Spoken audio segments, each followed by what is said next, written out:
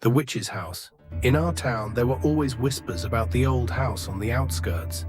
A woman named Martha Holloway lived there. No one dared go near her. People said she was a witch. I thought it was just a silly rumor, until my friend Eddie disappeared. The first disappearances, Eddie was the type of guy who laughed at superstitions. He didn't believe in witches, ghosts, or curses. One night he said, "I'm going in there.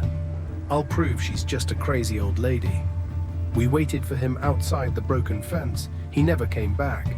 We searched for him. The police investigated Martha's house, but found nothing. But I saw something. That night, thick black smoke rose from her chimney. The air was filled with the sickening smell of burning flesh. I told myself it was just my imagination. But deep down, I knew. The witch's lair. A year passed, no more disappearances. But I couldn't forget. One night, when my parents were away, I made a terrible decision. I went inside her house. It was huge, covered in cobwebs and rotting wood. The windows were boarded up, but I felt eyes watching me. I stepped toward the door, and it creaked open on its own.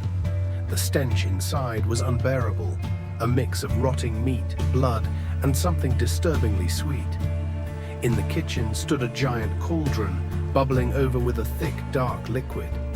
The walls were covered in black smears. And then I saw them, meat hooks.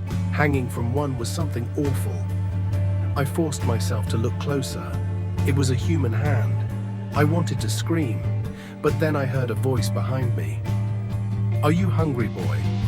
I spun around. She wasn't human. Martha stood there, completely still. Her skin was like cracked parchment, dry and grey. Her eyes were pitch black, like deep holes. But the worst part, her mouth was dripping with blood, and in her hand she held a bone. I turned to run, but she lifted her hand. And suddenly the air became heavy and thick. I couldn't move. She leaned in and whispered, "You look delicious." I shut my eyes. I felt her cold fingers brush my skin. Then suddenly, every candle in the house went out. The escape darkness swallowed the room. I couldn't see anything, only her breathing near my ear. But then, a whisper echoed from the shadows, words I didn't understand, but she did. And she began to screech. The force holding me vanished. I fell to the ground and ran. I heard sobbing in the walls, voices, crying. I burst outside, gasping for air. I turned back and saw her in the window.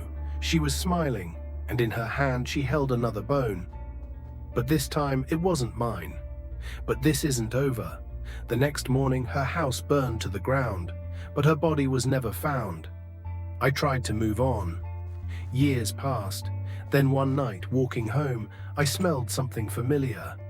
That sweet, sickening smell. And the next morning, I found scratch marks on my door. I know what that means. She's still out there.